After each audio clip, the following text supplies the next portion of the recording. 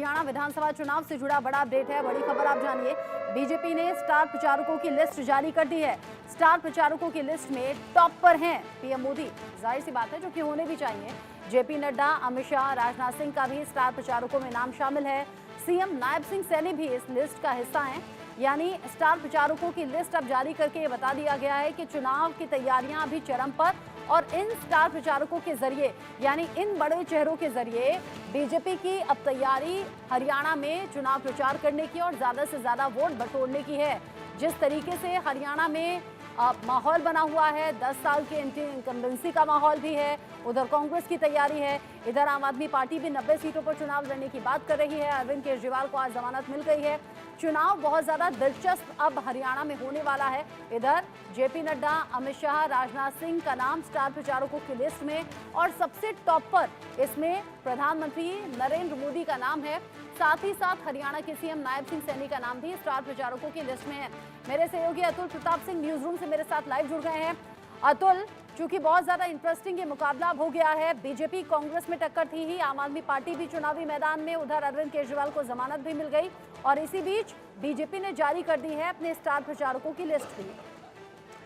बिल्कुल सही कहा रचना आपने कि बहुत रोचक चुनाव होने वाला है, और इस बार जो इस हरियाणा का चुनाव है वो पूरे देश की निगाह में है। आप देखिए, आपने जैसा बताया अपने दर्शकों को कि अरविंद केजरीवाल को जमानत मिलती है। अरविंद केजरीवाल की पार्टी जो कि अकेले इस वक्त चुनाव लड़ने की प्रक्रिया में आगे बढ़ चुकी है, क्योंकि कांग्रेस से गठबंधन नहीं हो पाया, लेकिन मुकाबला सबका बीजेपी से, और बीजेपी ने अपने स्टार प्रचारकों की लिस्ट जारी कर दी है। जो जानकारी आप अपने दर्शकों को दे रही थी, 2014 और 2024 दोनों को जोड़कर देखिए, उस सिलसिले को समझिए, फिर आपको खुद अंदाजा लगेगा कि असल में सबसे पहला नाम प्रधानमंत्री का क्यों होता है, नरेंद्र मोदी का क्यों होता है। क्योंकि 2014 से ठीक पहले एक नेता जो कि गुजरात से सीएम के तौर पर लेकिन दिल्ली का रुख करते हैं, और उसके बाद फिर 14 में वो चेहरा बनते हैं, और चेहरा बनकर वो बीजेपी को उस मुकाम पर पहुंचाते हैं जो कि इतने लंबे समय तक लड़ते लड़ते बीजेपी शायद नहीं पहुंच पाई थी। फिर उसके बाद 19 का चुनाव आता है, 19 के चुनाव में वो लहर और बड़ी हो जाती है। तब चेहरा प्रधानमंत्री नरेंद्र मोदी थे बीजेपी के लिए, और अभी भी वही हैं। तो स्टार प्रचारकों के लिस्ट में सबसे पहला नाम उनका ही है। बाकी और तमाम अलग अलग क्षेत्र के अलग अलग जो स्टेट्स हैं वहां के भी लोग हैं, पदाधिकारी भी उसमें मौजूद हैं। लेकिन जो केजरीवाल की जमानत और उसके बाद हरियाणा चुनाव, इससे अगर आप कनेक्शन जोड़कर देखेंगी तो अभी तक कांग्रेस वर्सेज बीजेपी बताया जा रहा था। बीजेपी कह रही थी कि हमारी लड़ाई है, लेकिन हम सत्ता में रहते हुए जवाब देने को तैयार हैं। कांग्रेस कह रही थी कि हमारी लहर है और बीजेपी को अब हम हटा कर रहेंगे। बाकी क्षेत्र पार्टियां गठबंधन में जाकर चुनाव लड़ रही थी। आम आदमी पार्टी ने भी कोशिश की कि हमारा भी कहीं ना कहीं गठबंधन हो जाए। कल मैंने किसी एक प्रवक्ता आम आदमी पार्टी के मेरे साथ बैठे हुए थे, तो उनसे मैंने बात की तो वो नाराज हो गए। उन्होंने कहा कि आपको किसने बताया कि हमारी बातचीत चल रही थी। मैंने कहा चर्चा आई थी, सुशील गुप्ता ने भी कहा था, दीपक बावरिया ने भी कहा था, और उन बातों के आधार पर ही हम मीडिया कर्मी उस खबर को चलाते हैं। तो आपकी बात नहीं बन पाई तो नाराज होने की जरूरत नहीं है, क्योंकि आप ताकतवर हैं। उन्होंने कहा कि हाँ, हम 90 के 90 सीटों पर ऐलान कर चुके हैं और लड़ाई लड़ चुके हैं, नामांकन कर चुके हैं। हमारी लड़ाई भी उतनी ही मजबूत है, उतनी ही दावेदारी हमारी मजबूत है जितनी कि कांग्रेस की या बाकी अन्य पार्टियों की। चुनाव बेहद रोचक होने वाला है। उस बीच में जमानत मिलती है, और जमानत के बाद अगर वो बाहर निकल जाते हैं तो फिर आप देखिए कि उनका बयान क्या कहता है, क्योंकि पंजाब में उनकी सरकार है और एसवाईएल का मुद्दा सबसे बड़ा हरियाणा में अपने आप में है। कोई भी दल उस पर कुछ खास बोल नहीं पाता है। यहां तक कि आम आदमी पार्टी हो, कांग्रेस हो, बीजेपी हो, जो कि तीनों राष्ट्रीय दल है, वहां पर भी बंटवारा दिखाई देता है जब उनके प्रवक्ताओं से पूछे पंजाब वाले से और हरियाणा से। तो रोचक होने वाला है, इसमें कोई शक नहीं है। बिल्कुल दिलचस्प होगा, और दिलचस्प और भी खबरें निकलकर सामने आएंगी जैसे जैसे वक्त आगे बढ़ेगा। बहुत शुक्रिया अतुल प्रताप सिंह मेरे साथ में जुड़ने के लिए, ये सभी जानकारी देने के लिए। आगे एक और खबर का रुख करेंगे, तो दोबारा से आप मेरे साथ में जुड़िएगा अतुल। हरियाणा विधानसभा चुनाव से जुड़ा एक और अपडेट है। कांग्रेस ने जारी कर दी है स्टार प्रचारकों की लिस्ट, यानी यहाँ बीजेपी की तैयारी, उधर कांग्रेस की तैयारी। सोनिया गांधी समेत 40 नेताओं के नाम इसमें शामिल है। साथ ही साथ बजरंग पुनिया और विनेश फोगाट का नाम भी इसमें शामिल है। राहुल और प्रियंका गांधी का नाम भी इसमें बतौर स्टार प्रचारक शामिल किया गया है। यानी उधर बीजेपी अपनी तैयारी कर रही है, कमर कस रही है, और इधर कांग्रेस ने भी स्टार प्रचारकों की सूची तैयार कर ली है, जारी कर दी है। और इन स्टार प्रचारकों की लिस्ट में सोनिया गांधी, राहुल गांधी, प्रियंका गांधी, यानी कि गांधी फैमिली तो है ही, लेकिन साथ ही साथ इसमें बजरंग पुनिया और विनेश फोगाट का नाम भी है। एक बार फिर से अतुल का रुख कर लेती हूँ।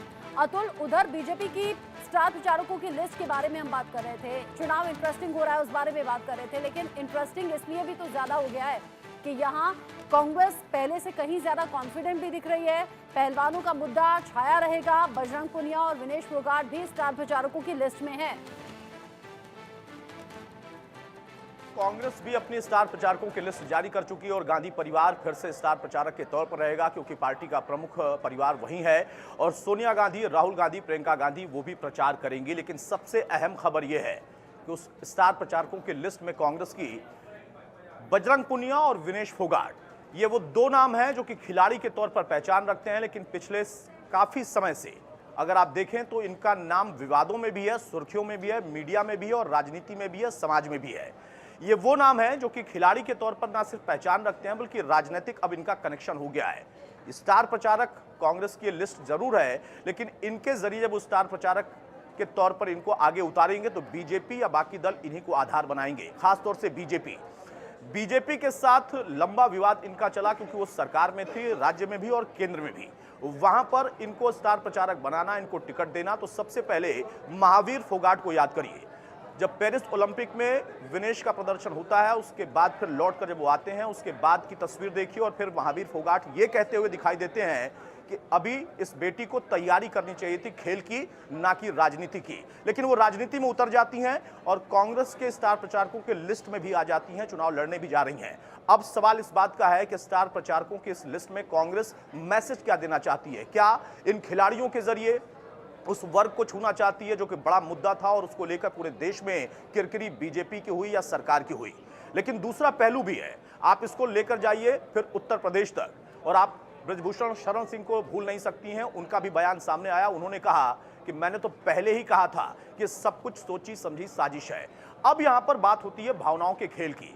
समाज के बीच में जब जाएंगे आप प्रचारक के तौर पर, तो आपसे पूछा जाएगा कि आपने खेल के तौर पर, खिलाड़ी के तौर पर कितना प्रदर्शन किया और क्या आपसे हमें जरूरत थी, इस देश को जरूरत थी, या आपकी महती भूमिका सिर्फ महत्वपूर्ण आपके लिए थी व्यक्तिगत तौर पर?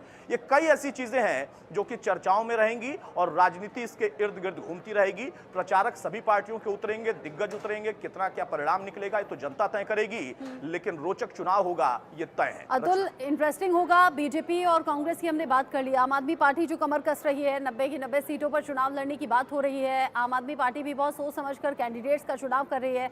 जैसा हमने शुरू में कहा, अरविंद केजरीवाल को जमानत मिल गई है, आज शाम तक वो जेल से बाहर आने वाले हैं। क्या ऐसी कोई जानकारी कि हरियाणा में चुनाव प्रचार कब करने के लिए पहुंचेंगे, हरियाणा के लोगों के बीच में कब पहुंचेंगे?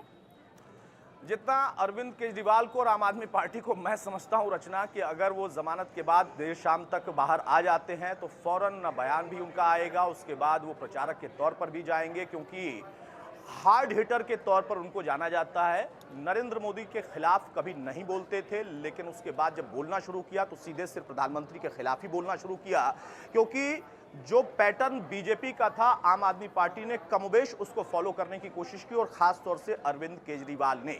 तो मुझे तो पूरी उम्मीद है कि अगर वो बाहर जब आ जाते हैं तो उसके बाद बयान भी आएगा और साथ में वो प्रचारक के तौर पर जाएंगे, और बहुत मारक और साथ साथ बहुत ही सिंपैथी वाले बयान भी आएंगे कि मैं हरियाणा का बेटा हूं और मैं हरियाणा का जब बेटा हूं तो हरियाणा में चुनाव लड़ रहा हूं, अपनी पार्टी को लड़ा रहा हूं, क्योंकि वहां पर कई सारे मुद्दे हैं जो कि ना तो 10 साल पहले कांग्रेस कर पाई थी उसको पूरा, ना 10 साल तक बीजेपी कर पाई है। मैं आऊंगा, शिक्षा के मंदिर बनवाऊंगा, बहुत सारे विद्यालय बनवाऊंगा और शिक्षा में सुधार करूंगा। हालांकि अभी एक दूसरे के खिलाफ बोलते हुए नजर आ रहे हैं अतुल, लेकिन वो चुनावों के होते होते 8 अक्टूबर के बाद हो सकता है पासा पलट भी जाए और कांग्रेस और आम आदमी पार्टी दोस्त भी बन जाए। देखना दिलचस्प रहेगा। राजनीति है, कभी भी कुछ भी होता है, संभव है।